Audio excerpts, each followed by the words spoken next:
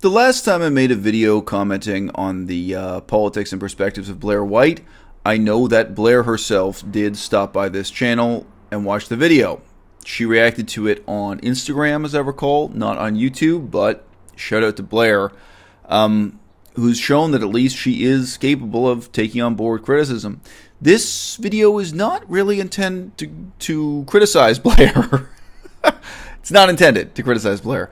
It's a response to her recent announcement for why she is at least publicly leaving politics, at least for the next few years, it seems. And while Blaire and I do not share any of the same political goals or aspirations, I think, simply put, we're not on the same team. There's a great deal in her video that I can relate to sympathetically and empathetically. It's needless to say that the differences between myself and Blaire are much more worthy of discussion than the similarities. But there are similarities there. There are experiences we have in common in terms of being a kind of public figure trying to talk about politics in a legitimate and engaging and concerned way, and then seeing what the internet hands you in return. And, you know, obviously, I'm a fish in a much smaller pond, but, you know, quite early in my career on YouTube, I became someone who was known by all of the other fish in this pond. And she obviously had that same experience. That's a large part of what she's reflecting on, that within her genre, she got to that point where she had met and spoken to all the other players in the game. She was within 6 degrees of separation with the other players in the game. And then she starts looking around, and her feelings about the whole game starts to change. In my terms, she starts to figure out that not everybody is playing by the same rules, and definitely not all of the players are equally sincere. So she's obviously had a bit of a crisis of conscience, and she's also had to look back and review the cost-benefit ratio for her situation. She's able to say that in her life, coming on the internet and talking about politics has brought many wonderful and positive things into her life, but it's also brought into her life certain terrible and negative things. And then there's her rationale for why she's trying to quit or is trying to fundamentally change which genre she's participating in. So I sympathize, but I only sympathize up to a point. First thing I want to say here, my regular viewers have heard me say before, but Blaire, if you're watching, you will not have heard me say before. When you're looking at your role as a political leader in the pursuit of positive social change, you have to look back at history and ask yourself, compared to any other political leader, who has suffered less?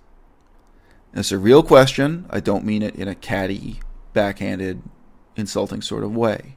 But the types of complaints that YouTube personalities have, if you were to look back at the life and career of Dr. Martin Luther King Jr., whose life ended in assassination.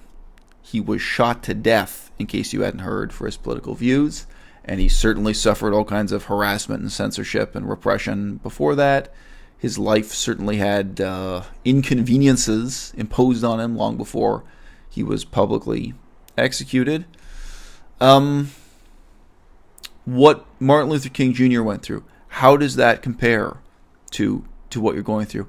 And is it or is it not reasonable to make that comparison in terms of the level of self-discipline you should have to endure, in terms of, simply put, the inconveniences, the slings and arrows of public criticism and what have you that you may have to endure? Gandhi, Mohandas Gandhi in India, his life also ended in assassination. What did he go through up to, including the end of his life? What kind of repression, what kind of censure, what kind of public excoriation? And by the way, you may not know this, many Westerners don't, Gandhi's sex life really was in the newspapers, and it really was scandalous. It was not for no reason that Gandhi appeared in the newspapers and was excoriated for what he was doing in his private sex life. So it's not all politics with a capital P that goes on in these situations. These people have also suffered the slings and arrows of a lot of private criticism. And I'm sure that did hurt him. It certainly hurt his image of himself as a religious leader as well as a political leader. But religious leaders and political leaders are subject to criticism for their personal lives, their sex lives, whether it's Bill Clinton or Mohandas Gandhi or any other example you want to pull out of the history books. So I think this leads to the next broader topic I want to discuss in this video, which I've not talked about in this channel before, and that is the difference, aesthetic and moral, between conservatives and everyone who's not conservative. So I'm not making this a contrast between the left and the right, which is a useful distinction we use a great deal in Western politics. I'm really talking about people who are pro-establishment and people who are anti-establishment. I had a conversation with Isaac about 1 year ago, I think now, a significant length of time ago, and Isaac's views really do change.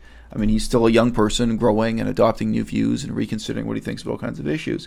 But I remember I had a conversation with Isaac, I think over a year ago, in which he said of himself that fundamentally, politically, he loved and appreciated Canadian society as it now exists, in 2017 or whenever that conversation happened, that fundamentally he wants it to stay the same. He wants it to endure and persevere and maintain these same conditions and assumptions, I think, for the rest of his lifetime and in theory for future generations was what he was saying. And I pointed out to him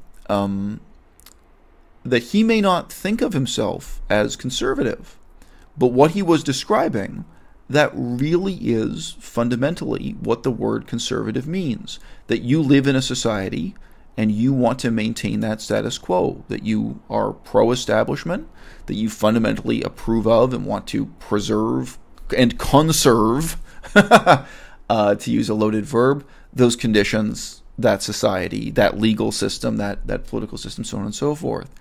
And I said in reply, I wasn't actually criticizing him for this. I was just pointing out that is another way to describe the position that he just described of himself. And I said, I fundamentally do not feel that way. I'm very fundamentally in a different situation from you. In the context of Canadian society, I am a dissident. I'm a dissident and I'm anti-establishment. And I'm very fundamentally, profoundly unhappy with the status quo.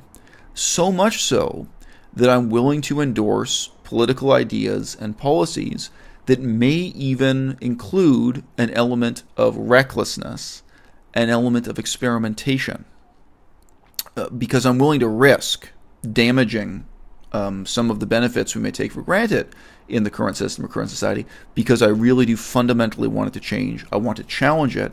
I want to bring about a status quo that is fundamentally better in certain ways. Now, you may notice I've dropped in repeatedly Canadian society, right? If Isaac were living in Saudi Arabia, he would be a dissident. He would not be a conservative. He doesn't want Saudi Arabian society to remain the same. Obviously, this is true of Blaire White also, and she points that out in many of her own videos, that if she were living in basically any of the Muslim majority societies in the world, whether that's Saudi Arabia or Indonesia, that she would be fundamentally in a conflict with that society, whereas she doesn't feel that way about Los Angeles, apparently. She can be a conservative relative to the political spectrum and status quo in Los Angeles, but this would not be her situation in some other culture or society. Now, by the same token, there are other cultures on Earth and other political systems I feel much more positively about. I actually do feel much more positively about the political situation in Taiwan. That's a topic for another video. But my point is, if I were living in Taiwan or if I were living in Greece, my position on the political spectrum in terms of conservatism versus being anti-establishment, being pro-establishment versus being anti-establishment, being a dissident versus being a conformist, that may differ fundamentally, not because of a difference in me, but because of a difference in that political context, how I fit into it or how I fail to fit into it. So this brings us back to the curious case of Blaire White and her decision to drop out of conservative politics. I think that people like Blaire do not ask themselves these questions, such as, well, why are they suffering this persecution or these inconveniences or this danger? Why are they suffering even if their suffering is trivial compared to the life of someone like Dr. Martin Luther King Jr. or Mohandas Gandhi, precisely because their political program does not have clear goals that they are trying to achieve. And many people, especially in politics, are goal-oriented creatures. So if you have a clear goal you're trying to achieve, where you say, look, I'm not going to rest and I'm not going to quit until homosexuals have certain legal protections within Saudi Arabia. It's a great example. And you say, look, maybe the struggle is going to take 30 years and maybe it's going to take 50 years, but we have to achieve this minimum standard of human rights for homosexuals in Saudi Arabia, and here's how we're going to do it. And then it's relative to that goal that you're willing to suffer public criticism, probably legal problems, probably being dragged into court, maybe being denounced in the press, maybe even having threats on your life. Maybe your life is going to end the same way Dr. Martin Luther King Jr.'s life ends. But you see that goal, and then you evaluate your own commitment and your own effort relative to that goal. I think it's incredibly difficult for people whose political values, their political platform, is fundamentally conformist and conservative to justify even a very small amount of suffering relative to what are just status quo preserving goals that don't sound like goals at all. Blaire White wants to build a wall so that there will be fewer immigrants into the United States. I believe this is one of her positions. This is one of the reasons why she supported Donald Trump. Many conservatives want to balance the budget and to simultaneously have lower taxes. These are not the kind of goals that inspire people to be willing to live in a cave or, leave the city and live in the jungle, to give up all the comforts of bourgeois conformist life, to commit themselves to great acts of heroism or lives of very self-disciplined activism, even if that activism takes the form of wearing a suit and tie and spending long hours with legal documents engaged in complex democratic processes. So I just say, sometimes it's useful to talk about politics in terms of left versus right. And sometimes it's really quite banal. It's quite useless or quite misleading. A great example being Taiwan. Another example being Thailand. In many of these political contexts, the meaning of left and right, it becomes very difficult to sort out who's who in those terms. But in every political context, as soon as we understand what is the establishment, what does it mean to be pro-establishment, what does it mean to be a conformist or a conservative in support of that establishment or that economic elite that benefits from the establishment, we then have a very clear and very different sense of who is a dissident and who is not. And we all know the biggest example in terms of size and consequences right now we all have to struggle with on planet Earth is China. China, a country that is communist, where in theory being pro-establishment and being a conformist means that you're left-wing. But we all know in that context the concept of left and right starts to become hollow and meaningless. But being pro-establishment versus anti-establishment becomes very meaningful indeed. And the kind of commitment and the kind of sacrifice that you, Blaire White, would have to make to stand up for your principles if you lived in China would be tremendous compared to what it is that you today are coming on the internet to complain is too dangerous, is too dicey, is too difficult to endure, and has scared you out of participating in politics from the safety of Los Angeles, California. I do sympathize. I also have suffered because of my commitment to talking about politics on YouTube, and I'm probably going to continue to suffer. There are just going to be jobs I don't get or job interviews I lose out on or what have you because of this presence here on YouTube. I really do sympathize. I really do empathize. But for me, this raises important questions that in this video I've tried to raise for Blaire herself if she's watching and for the rest of the audience.